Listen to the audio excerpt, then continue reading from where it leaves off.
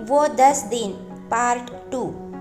संजीव अगले दिन ऑफिस से छुट्टी लेकर तैयार होकर रूही को लाने के लिए निकल पड़ा।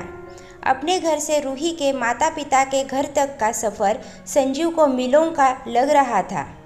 उसे पूरा यकीन था कि वो रूही को आसानी से मना लेगा। रास्ते में उसने रूही के लिए उसके पसंदीदा चॉकलेट पैक, उसके लिए एक अच्छी सी किताब खरीदी। फिर वो गुलदस्ता खरीदने के लिए आगे बढ़ा तो उसे याद आया रूही को गुलदस्ते पसंद नहीं। एक बार वो ऐसे ही रूही के लिए गुलदस्ता ले आया था तो रूही ने उससे चिढ़कर कहा था, लाना था तो कोई किताब ले आते, इस तरह पैसे बर्बाद करने का क्या मतलब है। तब संजीव को हैरानी हुई और कहने लगा, बड़ी अजीब हो, दुनिया भर की लड़कियां गुलदस्ता देखकर खुश होती है और तुम कह रही हो कि पैसे बर्बाद करने की क्या ज़रूरत है। और नहीं तो क्या, ऐसी चीज़ देने से क्या फ़ायदा जो 4 दिन बाद फेंकना पड़ जाए। अब ये फिल्म तो नहीं है कि ये गुलाब को किताब में संभाल कर रखो, सालों चल जाए। देनी है तो ऐसी चीज़ दे दो जो लेने वाले की ज़रूरत की हो, जिसे इस्तेमाल करते हुए उसके चेहरे पर मुस्कुराहट आ जाए। कहते हुए रूही मुस्कुराने लगी और उसकी बातों को याद करते हुए संजीव भी मुस्कुरा उठा। सर, गुलदस्ता लेना है कि नहीं? शॉपकीपर ने कहा। शॉपकीपर की आवाज़ से वापस होश में आया और नो कहकर वहाँ से निकल गया। रूही के घर पहुंचकर संजीव ने दरवाजे की घंटी बजाई। संजीव सोच रहा था कि जैसे ही रूही दरवाज़ा खोलेगी वो उसे फिल्मी स्टाइल में घुटनों के बल बैठकर गिफ्ट देकर माफ़ी मांग लेगा और रूही मुस्कुरा उठेगी। मगर जब दरवाज़ा खुला तो सामने रूही की मम्मी विभा जी खड़ी थी। उनको सामने देखकर संजीव, जो अब तक ख्याली पुलाव के कारण मुस्कुरा रहा था, उसकी मुस्कुराहट गायब हो चुकी थी। अरे लाला जी, आप आइए। रूही की मम्मी संजीव को लाला जी कहकर पुकारती थी। उनका मानना था कि पति और दामाद को नाम लेकर बुलाने से उनकी इज्जत और उम्र दोनों कम हो जाती है। शुरू में संजीव को अजीब लगता था, बाद में आदत पड़ गई। संजीव अपने चेहरे पर ज़बरदस्ती मुस्कुराहट लाते हुए घर के अंदर आया तो देखा अनीश, रूही का छोटा भाई। अनीश कुशल के साथ खेल रहा था और रूही के पापा सुजीत जी पापा चाय पी रहे थे। कुशल अपने पापा को देखकर दौड़कर उनके गले लगा और अनीश ने आकर संजीव के पैर छुए, पर संजीव की निगाहें अपनी रूही को ढूंढ रही थी, पर वो दिखाई नहीं दे रही थी। प्रणाम जीजाजी। अरे वाह, चॉकलेट मेरे लिए लाए हो। माई, जीजू इज़ द बेस्ट। कहते हुए संजीव के हाथ से चॉकलेट लेकर खाने लगा। संजीव को गुस्सा बहुत आया और मन ही मन अनीश को कोसने लगा, साले तुझे तो मैं वक्त आने पर बताऊंगा जब तेरी शादी होगी। पर फिर भी मुस्कुराते हुए बोला, हाँ हाँ, तुम्हारे लिए तो लाया हूँ। पर ये क्या जीजू, ये तो दीदी के फेवरेट है। अनीश मुंह भरे हुए बोला। तभी विभा जी ने अनीश को सर पर चपत लगाते हुए बोला, नालायक, ये नहीं कि जीजाजी आए हैं तो चाय पानी पूछ, चॉकलेट खाने में लगा है। जाकर बाजार से जल्दी से जलेबी और समोसा लेकर के आ। फिर मुस्कुराकर संजीव से कहने लगी, माफ़ कीजिएगा लाला जी, इतना बड़ा हो गया है पर बचपन नहीं गया। अरे कोई बात नहीं मम्मी जी, अभी उसकी उम्र ही क्या है, खेलने खाने के दिन है, फिर तो जब जिम्मेदारियां पड़ेगी सारा बचपन चला जाएगा। संजीव ने ज़बरदस्ती मुस्कुराकर अनीश को लगभग घूरते हुए कहा, जिसको किसी ने नहीं ध्यान दिया सिवाय रूही के, जो ऊपर सीढ़ियों से सारा नज़ारा देख रही थी, जिसकी आंखों में गुस्सा और हंसी दोनों मिले जुले भाव थे। फिर रूही ने अपनी आंखें बंद की, खुद को सामान्य किया और नीचे आई।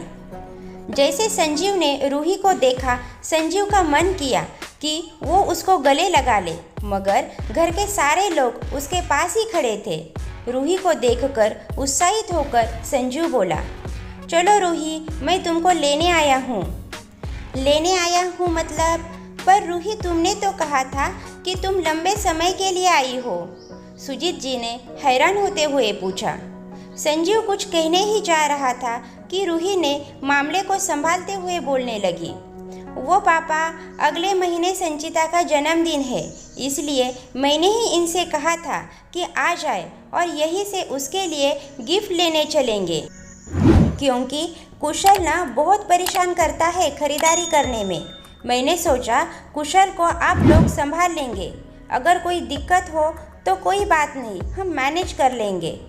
अरे इसमें दिक्कत कैसी? तेरे इस शैतान भाई को संभाल लिया तो क्या अपने प्यारे नाती को संभाल नहीं सकती? विभा जी ने रूही को समझाते हुए कहा। मगर अभी तो 10:30 बजे है, अभी तो बाजार तो खुला भी नहीं होगा, अनीश ने बीच में टोकते हुए कहा। अरे बेवकूफ़, तो जीजा जी अभी कौन सा जा रहे हैं? जब तक चाय नाश्ता करेंगे तब तक मार्केट भी खुल जाएगा, और तू अभी तक गया नहीं। बस बातें करवा लो इससे। मजाल है कि कोई काम एक बार कहने पर कर दे। जाके जल्दी से लेकर आ। विभा जी ने अनीश को डांटते हुए बोला। मुझे तो कोई प्यार ही नहीं करता, अनीश मुंह बनाते हुए बोला और सामान लेने के लिए चला गया।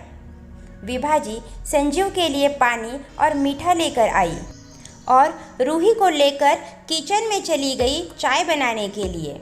सुजीत जी संजीव से इधर उधर की बातें करने लगे। संजीव बेमन से हाँ हूँ में सुजीत जी की बातों का जवाब दे रहा था, पर उसका मन रूही के पास ही लगा था। वो तो बस यही चाहता था कि कैसे भी उसे रूही से बात करने का मौका मिल जाए, जो कि उसे मिल ही नहीं रहा था।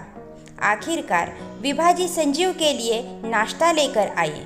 नाश्ता क्या, अच्छा खासा 4-5 लोगों के पेट भर जाए इतनी प्रकार की सामग्री थी। जलेबी, समोसा, ढोकला, पकौड़ी और न जाने क्या क्या।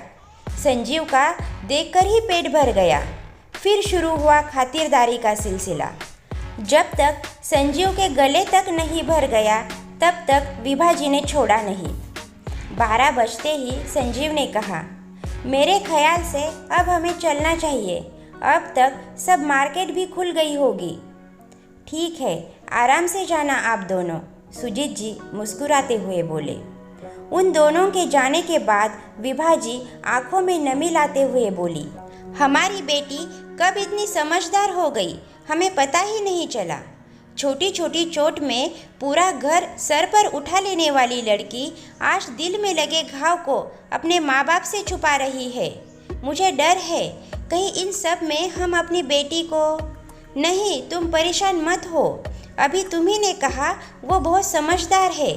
अपनी बेटी पर भरोसा रखो, वो सब संभाल लेगी। न संभल पाई तो हम है ही। सुजीत जी ने विभा जी की बात काटते हुए बोला। वो तो तब होगा ना जब ये लड़की हमें कुछ बताएगी, विभा जी ने बेबस होते हुए कहा। उधर संजीव रूही को कैफ़े ले गया और उसने रूही के लिए कॉफ़ी ऑर्डर की। और आप? संजीव ने अपने पेट पर हाथ रखते हुए न में सर हिलाया। न चाहते हुए रूही मुस्कुरा उठी। तुम हंसते हुए बहुत अच्छी लगती हो, संजीव ने रूही को प्यार से देखते हुए कहा। तभी रूही ने गंभीर होते हुए कहा, आप यहाँ क्यों आए हैं? मैं तुम्हें घर ले जाने के लिए आया हूँ। किसके घर? किसके घर मतलब हमारे घर। वो घर हमारा नहीं, वो तो सिर्फ आपका घर है, जहाँ से जब चाहे आप मुझे निकाल सकते हैं। देखो रूही, वो सब मैंने गुस्से में कहा था और गलती तुम्हारी भी थी। मैं थका हारा घर आया और तुम वो सब बातें लेकर बैठ गई। एक तो काम की टेंशन। आपको टेंशन कब नहीं होती? संजीव, 6 साल हो गए हमारी शादी को। शायद कोई एक दिन ऐसा हो जब आप घर में मुस्कुराते हुए प्रवेश करो, वरना जब भी आते हो कोई ना कोई बात पर मूड उखड़ा होता है। जैसे आप पुरुषों को लगता है कि जब हम घर में आए तो मेरी पत्नी हमारा मुस्कुराते हुए स्वागत करे ताकि आपकी दिन भर की थकान गायब हो जाए। उसी तरह हम भी चाहते हैं कि जब पति घर में आए मुस्कुराते हुए आए। अपने काम की टेंशन को घर में न लाए। क्या हमें घर में कामों की थकान नहीं होती, टेंशन नहीं होती? कभी सोचा है आपने? संजीव को रूही की बात से अपनी गलती का एहसास हुआ। उसने कभी इस बात का एहसास नहीं किया था। वो तो हमेशा यही सोचता रहा, सब लोग घर में आराम से रह रहे हैं और वो पागलों की तरह ऑफिस में काम कर रहा है। संजीव ने ज़रूरत से ज़्यादा काम का प्रेशर अपने ऊपर ले रखा था, जिस कारण कभी कभी वो छोटी छोटी प्रॉब्लम का बड़ा इशू बना देता था और ऑफिस का माहौल तनावपूर्ण हो जाता था और उसी तनाव को घर लेके आ जाता था। शुरू में रूही को नई गृहस्थी को समझने में समय लगता था, तो उससे गलतियां भी होती थी। उन्हीं गलतियों को माध्यम बनाकर अपना सारा गुस्सा रूही पर निकाल देता था। रूही संकोचवश कुछ नहीं कह पाती थी। रूही की चुप्पी से संजीव को बढ़ावा मिल गया और अनजाने में उसने रूही को अपने तनाव कम करने का खिलौना बना दिया। जिस तरह बच्चे गुस्से में अपने टेडी को मारते हैं, पटकते हैं, नोचते हैं, उसी तरह रूही भी संजीव के लिए गुस्सा उतारने वाली टेडी बन गई थी। देखो रूही, मैं तुमसे वादा करता हूँ कि आज के बाद तुम पर कभी गुस्सा नहीं करूँगा, कभी तुमसे कुछ नहीं करूँगा। एक चांस दे दो मुझे।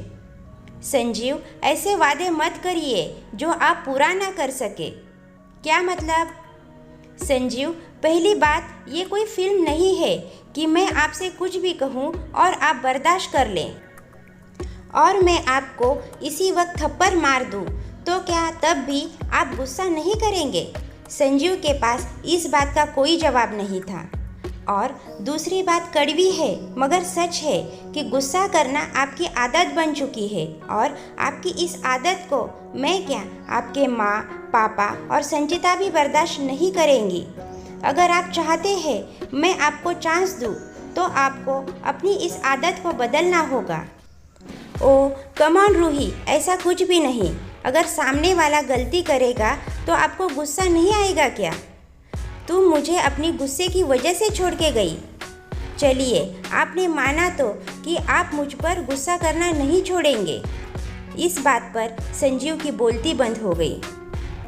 संजीव, प्रॉब्लम ये नहीं आपको दूसरों की गलतियों पर गुस्सा आता है, प्रॉब्लम ये है आप गुस्सा आने पर ओवर रिएक्ट करते हैं और आपकी इस बात को कोई भी बर्दाश्त नहीं करेगा। आप सोचते हैं कि दुनिया आपके हिसाब से काम करे, जो कि मुमकिन नहीं। हर आदमी अपने हिसाब से काम करना चाहता है और करेगा। दुनिया को बदलने की कोशिश करोगे तो कभी खुश नहीं रहोगे। बेहतर है आप अपने को बदलिए। तो तुम ये कहना चाहती हो कि सारी गलती मेरी है और कोई तो गलती करता ही नहीं? संजीव थोड़ा उलझन करते हुए बोला। संजीव, आप न, इस बात पर रूही थोड़ा इरिटेट हो गई। फिर एक गहरी सांस छोड़ते हुए बोली, ठीक है, एक काम करते हैं, इस बात को टेस्ट करके देखते हैं। मैं अभी कुछ दिन और माँ के पास रहूँगी और आप अपने घर में जो जैसा चल रहा है चलने दें। अगर इन दिनों मम्मी जी और संचिता आपसे गुस्सा नहीं हुए तो मैं अपनी ज़िद छोड़ दूँगी, आपके पास आ जाऊंगी और फिर कभी आपसे शिकायत नहीं करूंगी। पर ऐसा हो गया तो आपको वो करना पड़ेगा जो मैं कहूँगी। बोलिए, मंजूर है? संजीव ने सोचकर कहा, ठीक है, मगर अपनी बात को याद रखना। फिर संजीव ने ओवर कॉन्फिडेंस होते हुए कहा, तुम बहुत ही जल्द मेरे पास आओगी। वो तो वक्त ही बताएगा मिस्टर संजीव। अच्छा, तो अब हमें चलना चाहिए। Take care and all the best. Same to you, कहकर दोनों अपने अपने रास्ते चले गए क्रमशः। दोस्तों, आगे की कहानी आपको नेक्स्ट वीडियो में सुनने को मिलेगी और उसके लिए आप हमारे चैनल को सब्सक्राइब करें और साथ में बेल आइकॉन को प्रेस करना ना भूलें ताकि स्टोरी अपलोड करते ही आपको नोटिफिकेशन मिल जाए। मिलते हैं अगली कहानी में। धन्यवाद।